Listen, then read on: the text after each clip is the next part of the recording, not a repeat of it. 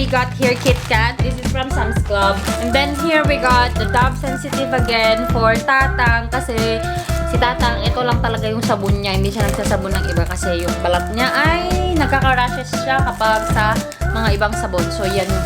Maganda kasi siya and microwave and freezer safe na siya and glass siya. So this is like the cold for 24 hours and hot for 12 hours.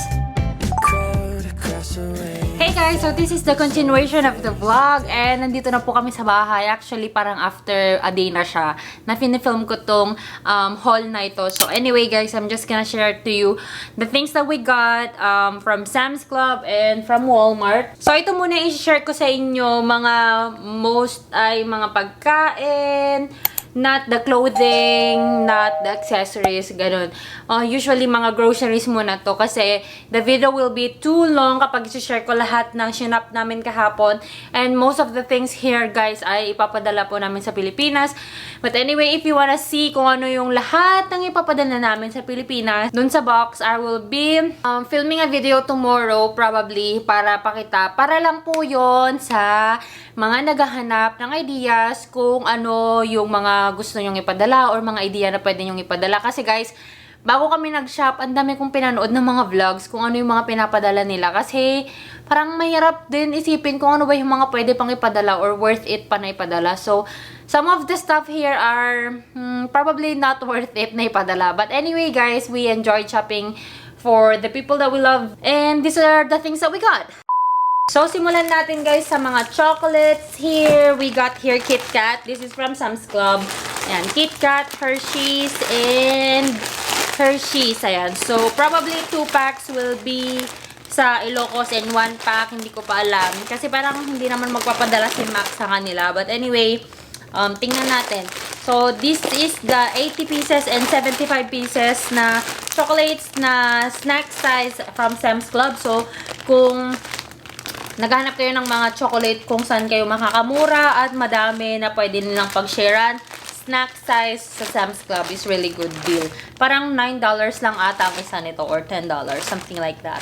Next here guys, this is the first one that we actually got from Sam's Club. This is ano ba to? Floating glitter water bottle set, water bottle, tsaka meron siyang headset. And this headset, parang meron din siyang ano dito, parang glitters dito na banda. And this is for my Aunt Tananing. So, probably dadalhin ko to pag pumunta ako ng Canada. If ever matuloy ako papuntang Canada. Tingnan natin yung PTO. Ganun.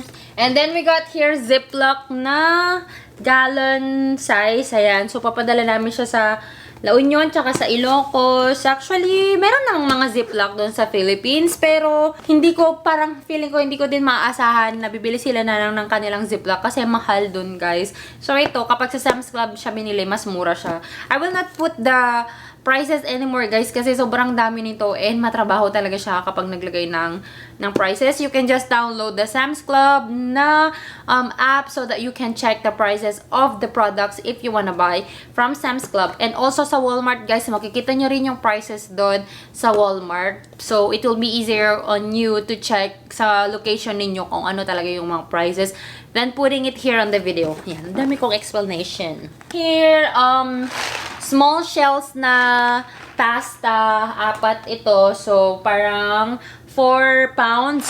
Ayan. Kasi, sinanang, pag magpapasko or kapag may handaan, ganun, hindi masyadong nagluluto sinanang ng pasta. Kaya, hindi rin sila bumibili. So, kaya mo na yung mga kasama nila sa bahay ang magluto. Basta meron ito, sila nang bahala. So, I'll just send this to them. And then, this one is the thin spaghetti pasta.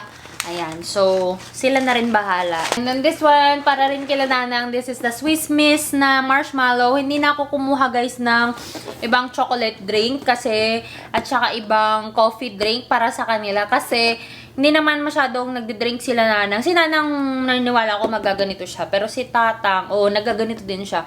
Pero sa coffee, hindi na kasi sila masyadong nagko-coffee ngayon. Kung magko-coffee sila yung mga 3-in-1 na o kaya yung mga ibang coffee sa Pilipinas na yung ginagamit nila kasi easier na sa pagtimpla. And then here we got the Dove Sensitive again for Tatang kasi Si Tatang, ito lang talaga yung sabon niya. Hindi siya nagsasabon ng iba kasi yung balat niya ay nagkaka-rashes siya kapag sa mga ibang sabon. So, yan yung sa kanya. And then, mac and cheese. I think hindi namin ito ipapadala. We checked a lot of mac and cheese na mga products or brands. But the expiration date is really too short. Ayan.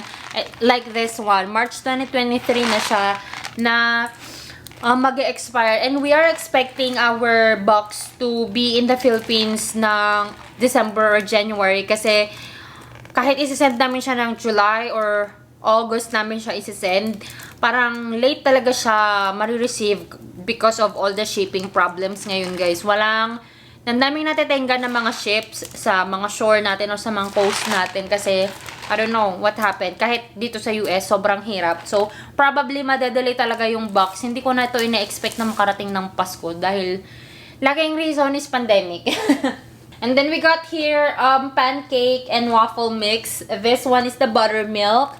Ayan. And we got another flavor which is the extra fluffy na original. And we also got blueberry here. Ayan siya, guys. Kasi kinuha na namin lahat ng stocks nila. Ito naman, guys, the pancakes. Ito bibigay namin sa mga neighbors. Dun sa may mga bata na neighbors. Kasi I don't think na bibili sila ng pancake dun. Kasi ang pancake sa Pinas, sa mga grocery, mas mahal siya. Parang 100 or less than 100 na yung ganito. So, meron kaming 19 or 16 pieces, if I'm not mistaken, na pancake mix. Ito naman, guys, this is the glass food storage set. Basta pumunta kaming Sam's Club, bumibili kami ng ganito. Yung una, napunta namin, bumili ako ng para sa bahay. And then, yung pangalawa, yung mga binigay ko kila Sis Maris tsaka GC. Maganda kasi siya, and microwave and freezer safe na siya, and glass siya, so okay na okay. So ipapadala namin to. And we got some hangers here, plastic hanger lang siya. Naghahanap kami ng black pero wala silang black, and this one is on sale. So we got 18 plus 18 pieces na hangers. Kailangan namin para sa mga damit, lalo na dami na namin ulit binili na mga damit from yesterday. Another thing that we got from Sam's Club is this one, guys. Diet na Dr. Pepper. Kay Mac na naman to for sure. Matagal din namin actually naubos yung unang binili namin na Dr. Pepper. Lalo na kapag nilalagay kasi sa ospital, yung Dr. Pepper. Lalo na pag nilagay sa ref, may ibang umiinom, sis. May ibang tao na umiinom. Hindi kami pagdating namin, pag mag-work na kami, wala na yung mga Dr. Pepper namin sa ref. But anyway, it's just okay naman. Mura lang naman siya. So, kapag nagka-crave lang kami ng matanis, yan. And then, the things that we got from Walmart naman, guys. Ako, mas stiff neck ako dito sa kakaganito ko. This one, this is a water bottle. Wala na kasi kaming, hindi ko kasi naisip nang pumunta kaming Costco kung anong ibibigay ko sa friend namin. So, ito, bumili na lang ako ng water bottle for him. This is like the cold for 24 hours and hot for 12 hours. So, okay na okay siya kasi sa Pilipinas, kailangan talaga ng malamig. Sa Costco, sana mas mura. Parang $20 lang yung dalawang bottle. Ito, $16 isa long. So, but anyway, wala na kasing time para pumunta pa ng Costco. Next here, guys, are this one is Skippy. Bumili ako ng 18 na Skippy, guys, para to sa mga bibigay sa mga kapitbahay. And then we got here Campbell's na cream of mushroom. Ayan, guys, papadala din namin to kasi mahilig sila sa ganito, sa cream of mushroom. Tsaka mahal to sa Pinas. In fairness, dito parang ano lang to parang $1. Less than $1 lang ang isa nito. Sa Pinas parang less than 100 yung isang can. Yung sa amin, di ko lang alam sa inyo, guys, ha, pero medyo mahal siya dun sa amin. Kumuha lang kami ng dalawa na Folgers na coffee. May pagbibigyan daw si Mac. Di ko alam kung sino. We got here 3 French vanilla na cappuccino. 3 ganito siya, guys, yung kinuha din namin. And then this one, this is the Sharpie Papermate na mga ballpen, tsaka mga Sharpie. Ayan, ibibigay ata to ni Mac kay mother-in-law. Mura lang kasi din to, guys, sa parang $10 lang ata to. Parang ganun. Sa Sam's Club. Ayan. And then, napadaan lang kami sa Five Below. Ang nabili lang namin sa Five Below, guys, is this one. Slime. Para to sa pamangkin ni Mac. Parang yung pamangkin ko kasi si Antananing parang nagsawa na rin siya sa slime. So, isa lang yung binili namin na slime. Pero, sana pala tinanong ko kung gusto niya ng slime. Lalo na we got the purple. It's her favorite color. Glittery na purple. Pero, pupunta tong Pilipinas. And then, dahil magpapadala kami, bumili na rin ako guys ng madaming duct tape. Last thing na nabili namin guys sa Sam's Club is this one. This is the Tramontina na frying pans na 8 inches, 10, and 12 inches. Gusto ko na kasi ng frying pan na black. Kasi kung nakikita nyo na yung frying pan ko kapag sa mga videos, nag-stain na yung Farberware. Maganda pa man din yun. Kaso yun lang yung pag nag-stain ka, pag napreprituhan, natatalsi ka ng mantika, whatsoever, nagdi-discolor siya. Pero hindi siya yung nalilinisan. Alam mo, hindi siya dumi. Parang nag-change talaga yung color niya. Kaya, ayoko na yun. Ayan, para sa inyo guys. Para maganda naman yung makita yung mga frying pan sa vlog. Plastic mo, sis! And then, the last thing pala, guys, na nabili namin sa Sam's Club is this one. This is the 33-gallon na trash bag namin. Kasi, malaki yung trash bag namin. Mahal din, in fairness. Parang more than $20 yung isang ganito na 90 na trash bags. Grabe, no? Ang mahal. Para lang sa basurahan ng mahal. Sa Walmart, guys, may mga, alam mo yung pag nasa gitna na siya, nasa hallway na yung mga sale nila. Nag-sale sila, guys, ng crayons nila, yung Crayola na 24 pieces. So, bumili ako ng 4 para sa mga bata sa amin. Actually, parang yung ipapadala ko para sa mga bata at sa mga kapitbahay namin. Kasi sila nanang, I don't think they need a lot already. Pero they have everything na. Kaya most of the stuff here para siguro sa mga kapitbahay namin. Guys, kasi yung mga bata sa amin, nasanay sila na may nakukuha sila sa akin sa Pasko. So, sana kahit sa konting ito lang, medyo masaya naman sila. And then, got also sale din guys yung mga lapis nila. So, ibibigay ko rin to sa mga bata sa amin. So, madami to. Parang 12 pieces yung isang ganito. So, 48 pieces lahat. And then, this one, this is my extension cord para sa aking extension dito sa sala kapag gusto ko na dito mag-edit. Kasi yung saksakan is nandyan pa sa likod ng sofa. And pag mag-edit ako dito sa table, medyo malayo yung saksakan. So, I need this.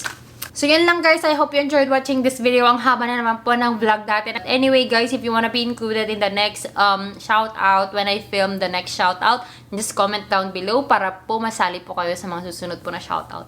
Thank you so much everyone for subscribing to this channel and for the support. Thank you po talaga sa pag-share ng mga videos sa mga friends po ninyo, especially your friends who are coming here in the USA. Sana po may natututunan kayo and sana you don't take it like I'm bragging stuff here. Wala akong brag. Mga binibili ko, mamumurahin lang. Hindi to pang brag. Anyway, thank you so much everyone.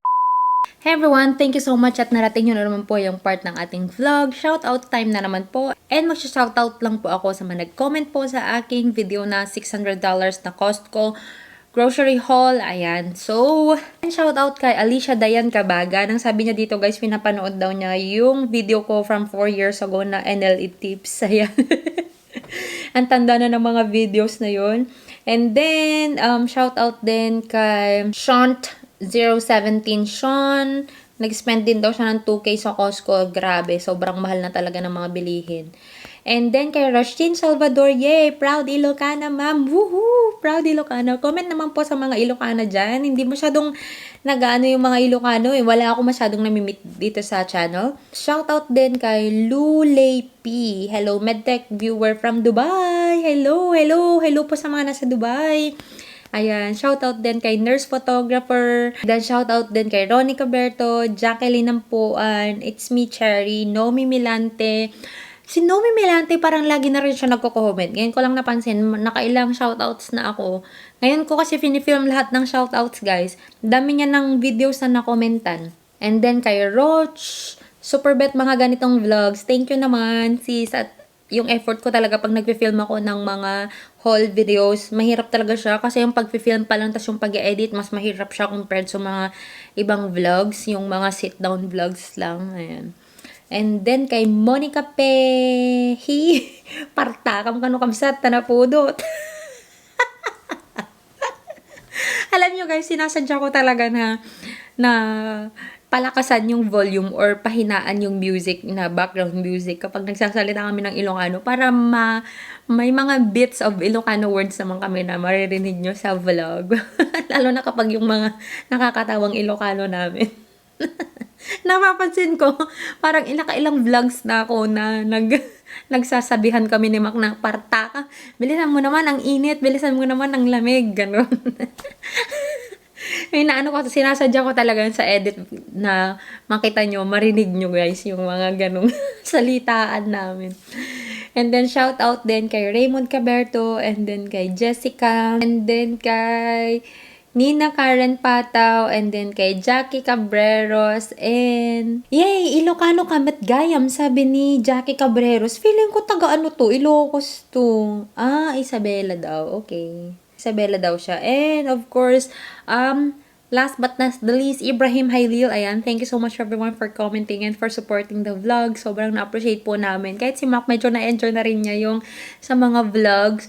And if you haven't subscribed to this channel yet, please do subscribe. And if you haven't followed me yet on my Instagram and on my Facebook, the name's Trev Mia. And I'll talk to you guys on my next one. Bye! Afternoon sun starts to peek through the clouds. We take the back streets to avoid the crowds. Waltz over sidewalks and twirl in the breeze. She'll catch me if I get weak in the knees. There's nobody else